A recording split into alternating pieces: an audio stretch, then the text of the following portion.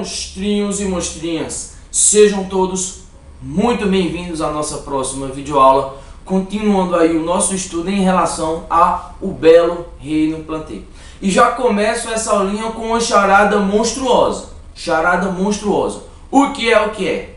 Juntamente com os links, são responsáveis por iniciar uma sucessão do tipo primária, sucessão ecológica do tipo primária. Estão presentes em tundras e turfeiras. Essa última são regiões favoráveis ao processo de conservação ou preservação cadavérica. É monstruoso! E outra, são bioindicadores de perturbações ambientais, o famoso impacto ambiental. Então força aí a cachola para conseguir matar isso aí. Super Saiyajin Extreme nível 1000. Coloca aí a cachola para pensar, massa cinzenta, baixa o Darwin, barra o Wallace e fala pra mim, meu querido. O que é que a gente vai estudar hoje? Isso aí, briófitas. Então coloca seu celular no silencioso, zap lá no ocupado, olho na tela e vamos com briófita. Moçada, o grupo das briófitas é representado principalmente pelos musgos, antóceros e hepáticos, essas plantinhas que parecem lembrar aí um fígado. São consideradas, moçada, plantas avasculares. Guarda esse nome, plantas avasculares, ou seja, plantas desprovidas de vasos condutores. Também são chamadas de plantas atraqueófitas. Lembra desse prefixo A, negação, tá? Desprovidas de quê? De células formadoras desses vasos condutores, ou seja, os elementos traqueais. Mas, de qualquer forma, esse transporte necessita ser feito. De alguma forma, essa planta tem que passar água e nutrientes para o corpo, tem que distribuir isso para o corpo da planta. Então me diz aí, professor, pelas barbas do macaco zarolho, como danado isso vai ocorrer? Fácil, gente. O transporte ele vai ser feito célula a célula, via difusão. Claro, do ponto de vista nutricional. Tranquilinho? Então vamos lá. São plantas criptógamas. Isso quer dizer o quê? Que seus órgãos reprodutivos não estão visíveis. Ok? Gente, outra coisa. Liga a luz alta. Moral na carcaça. E se liga nisso aí.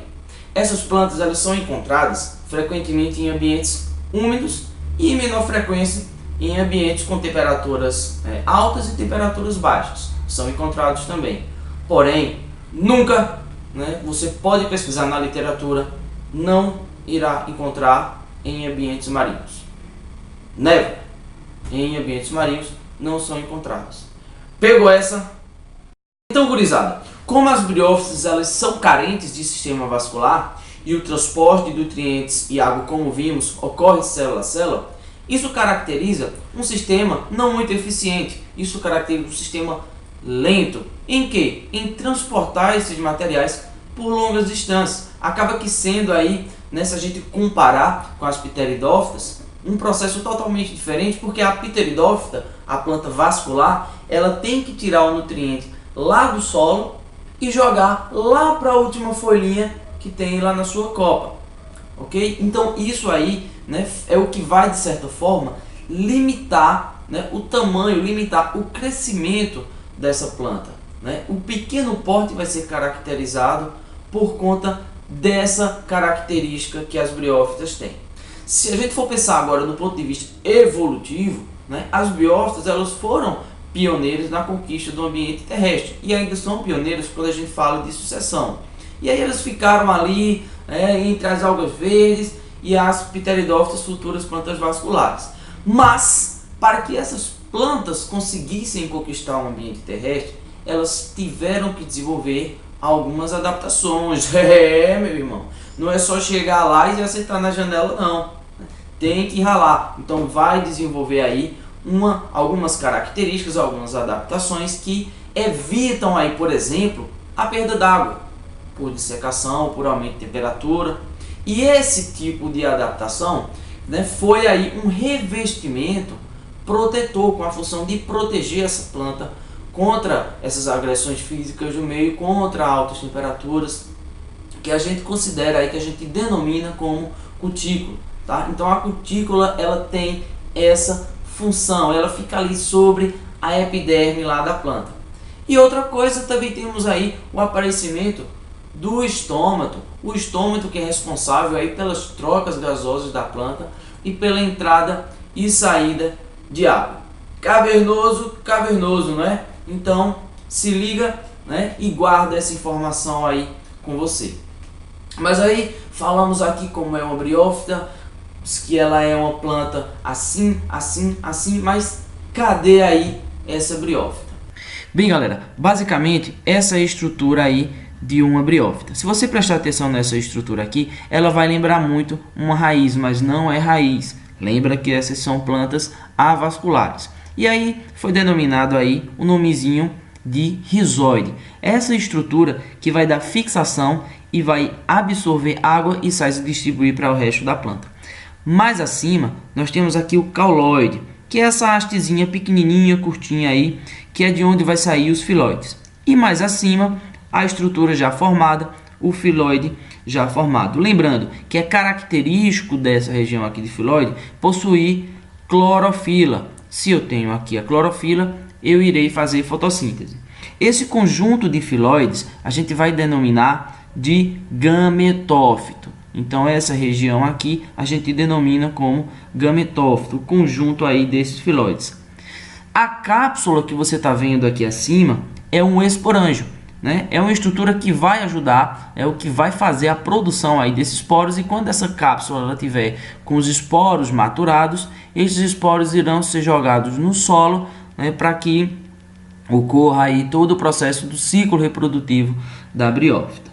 E lembrando, essa fase, né, se a gente pegar aqui a haste mais a cápsula, a gente vai formar a estrutura esporófito, tá? Esporófito, que é uma estrutura onde todas essas células aqui serão diploides, serão 2Ns. Se você observar aqui em relação à cor, comparando o esporófito com o gametófito, veja que ele não possui esse verde.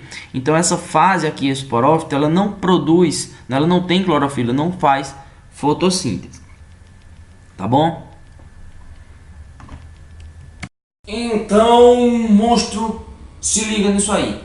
O gametófito, ele é a parte produtora de gametas.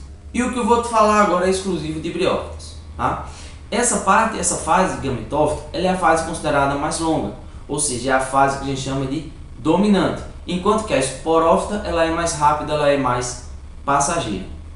Em relação ainda à dependência, e preste atenção nessa, Big Monstro, que, né, é uma ideia aí que deve ser, né, anotada nos seus alfarrábios aí. O esporófito, ele é totalmente dependente do gametófito. Ele depende de quê? Dos nutrientes, o gametófito que vai passar esses nutrientes para ele. Outra dependência, para que haja o quê? Para que haja o processo de fecundação, é a dependência da água. Durante o ciclo de vida, deve haver aí a água envolvida na história, a boa e velha água. Então, fase de gametófito, dominante, todas as células haploides. Fase esporófita, uma fase mais passageira, e todas as células elas serão, no caso, diploides. Então, na sua tela agora, ciclo de vida das briófitas. Então, galerinha, você pode observar aí, né, o ciclo de vida da briófita. Então, a gente pode observar o esporófito aí que se encontra maturado, né, e em êxtase aí para saltar mundo afora e abandonar o esporângio. Mas para que haja liberação, né, no caso do esporo, ele vai passar por um processo de divisão celular, ou seja, de redução do número cromossômico, ou seja, meiose. Então, fez meiose aqui, liberação dos esporos N. Esses esporos, né, eles irão passar pelo processo de germinação, no qual irão formar a estrutura que a gente chamou de protonema. Então, um protonema vai dar origem a um gametófito masculino e o outro protonema vai dar origem a um gametófito feminino. Tranquilo até aí? Pegando agora o gametófito masculino, né, seu órgão reprodutor a gente vai chamar de anterídeo, tá? Então é o anterídeo aqui que irá reproduzir gametas. Agora, que tipo de gametas são esses? Os anterozoides. Então a gente chama o gameta masculino aqui de anterozoide.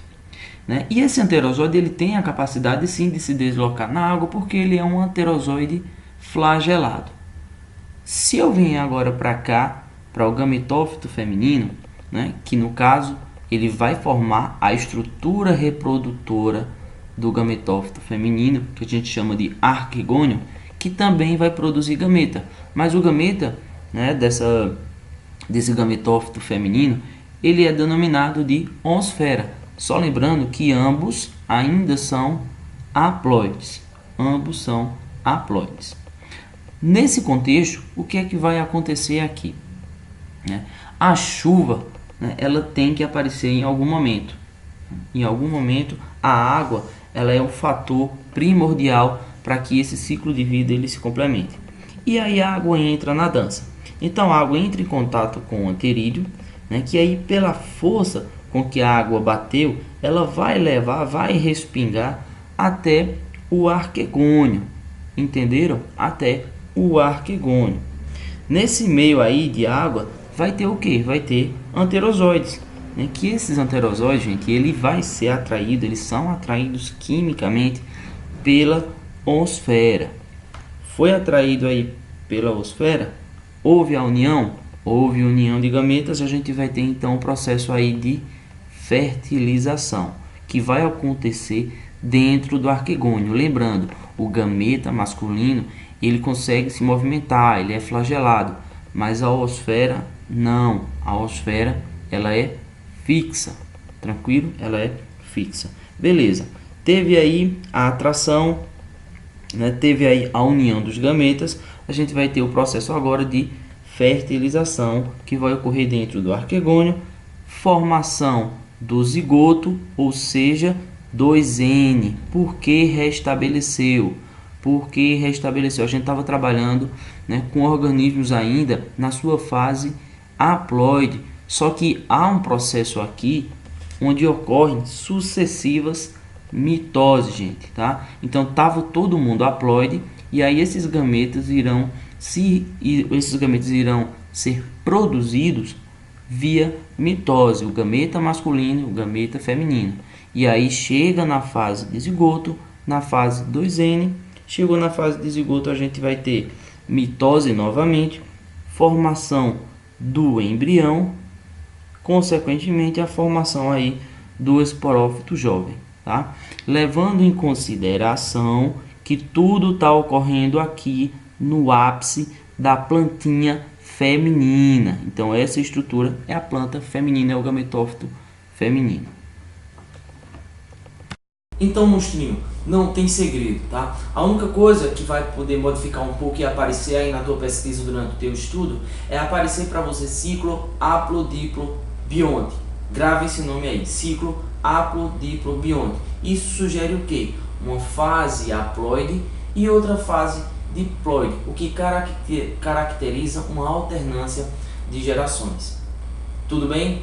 Sexos separados, ou seja, a gente vai ter a formação de gametófito masculino e feminino, produção de gametas via mitose e restabelecimento do número cromossômico 2N para a próxima, aliás, para a fase dominante, a fase de gametófito.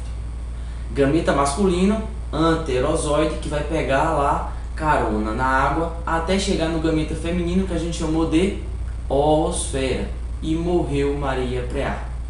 Agradeço a vocês, né, por contribuir aí para que a nossa próxima aula acontecesse. Iremos continuar produzindo. Não esquece de fazer, não sei se é aqui, se é aqui, se inscreve no canal, dá a joinha que a gente agradece de coração. Até a próxima aula. Tchau, tchau.